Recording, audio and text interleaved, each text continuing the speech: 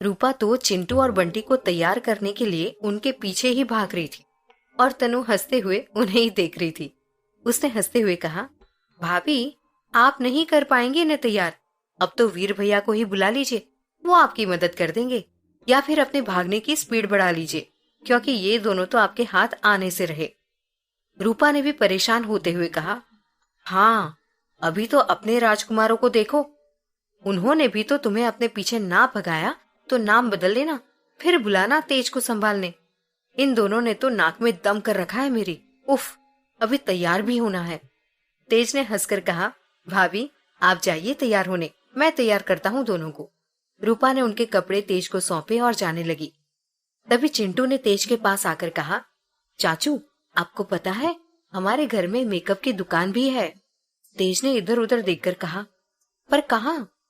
सभी का ध्यान उनकी बेतुकी बातों पर चला गया था। तभी बंटी ने धीरे से अपने मुंह पर हाथ रखकर कहा, अरे मम्मा है ना, पापा ने बताया था। रूपा ने तमतमा कर कहा, बताती हूँ इन्हें बच्चों को क्या क्या सिखा रहे हैं, एक तो ये संभलते ही नहीं है मुझसे। मेकअप तो छोड़ो, काजल लिपस्टिक लगाने का टाइम नहीं है, और ये वीर छोड़ूंगी नहीं इन्हें। हर जगह से दबी दबी हंसने की आवाज आने लगी। रूपा भी भुन भुनाकर वहां से चली गई। तनु ने चिंटू को अपने पास बुलाया तो बंटी अब तेज के पास था। दोनों उन्हें तैयार करने में लगे थे। दोनों तैयार हो गए और वहां से तेजी से भाग गए। अब तो रूम में तेज और तनु बस रह गए थे। तेज ने अपने कपड़े निकाले और केयर टेकर का वेट करने लगा, क्योंकि अभी भी वो अपने आप उठ नहीं पाता था। इधर शिल्पा तैयार होकर पलक को लेकर आई, पर उसने देखा तनु अभी तक तैयार नहीं हुई है। उसने कहा, अरे आप दोनों अभी तक रेडी नहीं हुए? पूजा में तो आपको ही बैठना है ना। चलो तनु रेडी हो जाओ, मैं तुम्हारे राजकुमारों को लेकर जाती हूँ। तभी प्रीति भी वहां आकर बोली, एक राजकुमार को मैं ले लेती हूँ। उसने बड़े ही प्यार से बेबी को थामा। शिल्पा और प्रीति आज दोनों ही बहुत प्यारी लग रही थी। दोनों बच्चों को लेकर बाहर आ गई तो तेज भी दूसरे रूम में रेडी होने चला गया। तनु भी रेडी होने लगी। थोड़ी ही देर के बाद तेज ने तनु को कॉल करके कहा, रेडी हो गई? तनु ने अपने बाल बांधते हुए कहा, हाँ बस मेरे बाल बांधने रह गए हैं, और आप?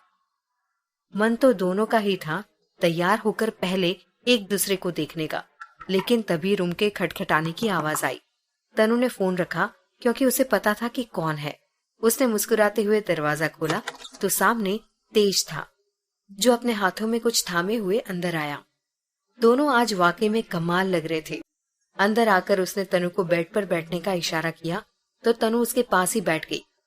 तेज ने अपने साथ लाया हुआ पैकेट खोलकर कहा, ये खास तुम्हारे लिए, आज पूजा है और मुझे इतना प्यारा तोहफा दिया है तुमने, मेरी जिंदगी को महका दिया है, तो मैं भी चाहता हूँ आज तुम भी इन फूलों के समान खुशबू बिखेरती ही रहो। तेज ने बड़े ही प्यार से तनु को उसकी पसंद के फूल पारिजात का गजरा उसके बालों में सजा दिया। वो आगे बात करते कि दरवाजे से ही प्रीति ने उन्हें पूजा में आने का कहा तो बातें वहीं रुक गई, पर जीवन की खुशियां उनके लिए अब रास्ता देख रही थी। तनु ने तेज की व्हीलचेयर को पकड़ा और दोनों हॉल में आ गए। सभी मेहमान वहीं थे और नजरें अब तेज और तनु पर थी। बस घर के ही खास सभी लोग आज थे। काली और शोभा भी किट्टू के साथ आज खंडाला आ गए थे। तेज और तनु के लिए वो दोनों बहुत खुश थे। पंडित जी पहले से ही पूजा की सारी तैयारियां कर चुके थे। तनु पूजा में बैठी और तेज उसके पास वहीं अपनी व्हील चेयर में ही था। वक्त था नामकरण का, तो ये काम दादू और नानू को संभालना था। दोनों ने ही वही नाम सुझाए जिसे सब लोगों ने मिलकर चुना था। बड़े का नाम और छोटे का नाम दादू और नानू ने उसके कान में कहे सुनाए। फिर सभी को उनके नाम बताए। अब दौर था खाने का। सभी अब लजीज खाने का मजा उठा रहे थे। तेज और तनु सबसे मिल रहे थे। वहीं सुधा अपने ब्लैक गाउन में इतरा कर जूठे प्लास्टर वाले पैर के साथ तेज और राजवीर के कुछ खास दोस्तों को पटाने में लगी थी। वहीं प्रीति अब एक कोने में खड़ी विक्रम के बारे में सोच रही थी कि कहीं उसने जल्दबाजी में विक्रम के खिलाफ गलत फैसला तो नहीं ले लिया। आज अकेलापन उसे बहुत महसूस हो रहा था। प्रीति सारे मेहमानों को खड़े खड़े देख रही थी। आज भी उसे तनु और तेज से अकेले बात करने का वक्त नहीं मिलेगा, ये बात उसे पता चल गई थी। वो कभी तनु के बच्चों के साथ तो कभी पलक के साथ अपने आप को बिजी रख रही थी। तभी हॉल में आर्मी कट हेयर के साथ समीर की एंट्री हुई। उसे वहां कोई नहीं जानता था, तो सबकी निगाहें उसकी ओर चली गई। प्रीति अभी भी पलक को खाना खिलाने में बिजी थी, तो उसने समीर की तरफ ध्यान ही नहीं दिया। समीर किसी को ढूंढते हुए वहां आया था। शोभा, जो तनु से ही बातें कर रही थी, उसने ध्यान दिया तो उसे आवाज दी, समीर यहाँ। उसने अपना हाथ हिलाया। समीर मुस्कुराते हुए उनकी ओर ही आ गया। रास्ते में किट्टू दिखा, वो भी उसे चाचू बोलते हुए उसकी गोद में चढ़ गया। अब तेज भी वहां आ गया था। शोभा ने समीर का परिचय सबसे करवाते हुए कहा, इनसे मिले, मेरा लाडला देवर। मैंने बताया था ना, हम 3 के अलावा हमारी दुनिया बस इन तक ही सीमित है। इनका आना तो होता नहीं क्योंकि आर्मी में है, अभी शिमला में पोस्टेड है। यहाँ शादी में आया था तो हमने मिलने यहाँ ही बुला लिया। समीर ने सभी का अभिवादन किया तो सभी उससे मुस्कुराते हुए मिले। राजवीर सबकी वीडियो बनाने में लगा था, तो उसने वीडियो में उसे भी कैप्चर कर लिया। तेज और समीर बात करने में मगन हो गए थे। शिल्पा भी वहीं तनु से बातें कर रही थी, तो रूपा अपने चिंटू बंटी में मग्न थी। शिल्पा राजवीर से डांस करने की जिद कर रही थी और राजवीर उसे मना कर रहा था। राजवीर अब तेज की तरफ आकर बोला, यार तेज, एक अच्छा सा गाना सुना दे, सब रास्ता देख रहे हैं, थोड़ा सा मदद कर देना। तेज ने मुस्कुराते हुए कहा, आज माना मौका खुशियों का है, पर फिर किसी दिन सुनाऊंगा। आज तुम लोग डांस एंजॉय करो। शिल्पा ने राजवीर को देखा और अपनी पसंद का गाना लगवाने आ गई। डिसाइड हुआ सभी पैर में डांस करेंगे। सबके पैर बन गए थे, सिवाय समीर और प्रीति के। सुधा ने भी तनु और तेज के बगल में ही जगह ले ली थी। उसे भी पार्टी एंजॉय ना करने का मलाल था। तनु और तेज दादू और नानू के पास ही आकर बैठ गए। सभी बच्चे भी उनके आसपास ही थे। गाना बजना चालू हो गया था। चलो फिर से मिलते हैं, इकरार करने को, जो बातें अधूरी रह गई थी उसे इजहार करने को। चलो फिर से मिलते हैं। प्रीति भी तनु के पास पलक को लेकर पहुंची तो समीर ने प्रीति को देखा। दोनों के मुंह से अचानक ही निकल गया, तुम यहाँ? तनु और तेज के साथ बाकी की निगाहें भी उनकी ओर ही उठ गई। समीर ने मुस्कुराते हुए प्रीति की आंखों में देखकर कहा, प्लीज अब ये मत कहना कि तुम्हारा पीछा करते हुए यहाँ तक आ गया हूँ। मुझे मेरे भाई ने बुलाया था तो मैं यहाँ आया। प्रीति ने भी अपनी बातों को संभालते कहा, नहीं वो बात ऐसी नहीं है, बस अचानक तुम्हें देखा तो मैंने पूछ लिया।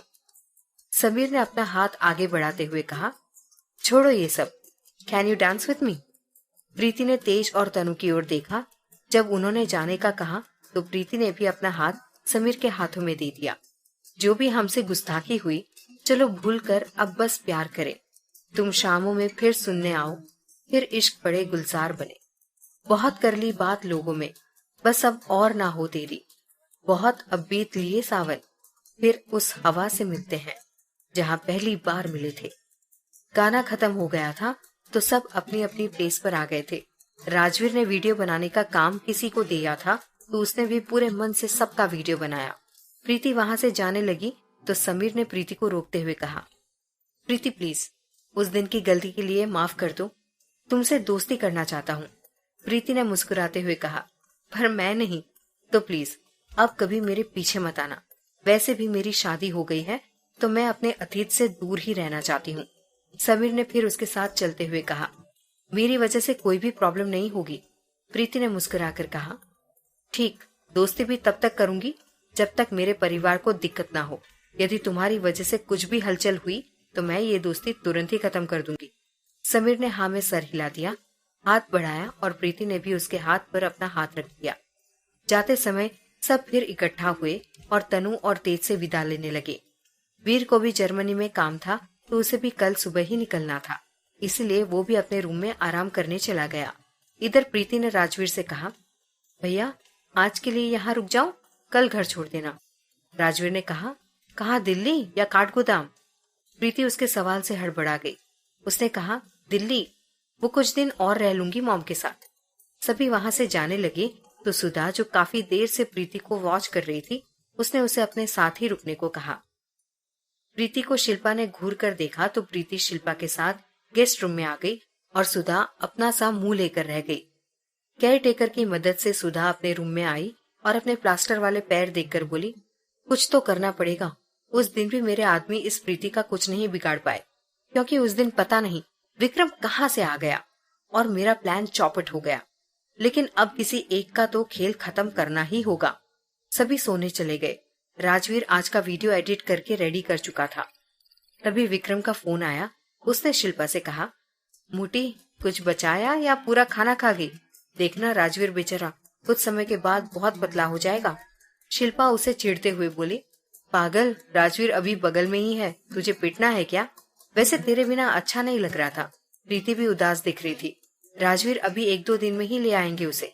वहां बस कुछ दिन इंतजार कर ले, फिर हम भी आएंगे तेरे खबर लेने। प्रीति का जिक्र हो आया था तो दिल विक्रम का भी धड़कने लगा था। उसने कहा, हाँ, पर पहले फंक्शन का वीडियो तो भेज। शिल्पा ने हाँ कहा। फिर कुछ देर बात करके दोनों ने फोन रख दिया। शिल्पा ने भी उसे वीडियो भेज दिया। विक्रम ने वीडियो देखा, पर समीर और प्रीति को एक साथ देखकर उसे मन ही मन बहुत बुरा लगा। उसने कहा, तुमने भी मेरा साथ छोड़ दिया ना? मुझे एक पल को लगा था तुम साथ हो मेरे, पर मैं गलत था। मैं तुम्हारे और समीर के बीच कभी नहीं आऊंगा। जो हम सफर हम नहीं हैं, तो यहीं पर छोड़ दो। रहने दो सारे बहाने, मुझे आकर बोल दो। हम खुद ही जुदा हो जाएंगे। कह दो बस इतना तुम, कह दो प्यार नहीं, चले जाएंगे। दिल लौटा दो मेरा, चले जाएंगे हम। सुबह से ही तेज और तनु के फार्म हाउस में हलचल मची हुई थी। सब इतनी जल्दी जा रहे थे जो तेज को समझ नहीं आ रहा था।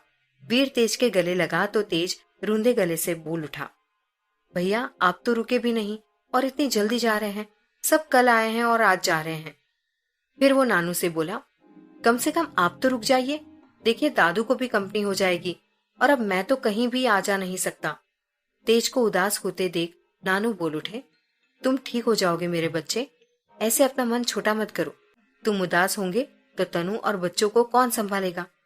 तेज ने तपाक से कहा, तो रुक जाइए ना आप दादू के साथ। वीर भैया नहीं रुकेंगे मुझे पता है, पर आप।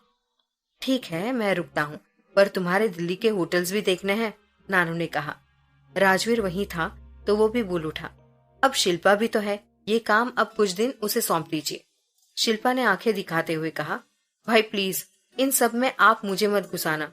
तेज शिल्पा की ओर देखकर हंस दिया।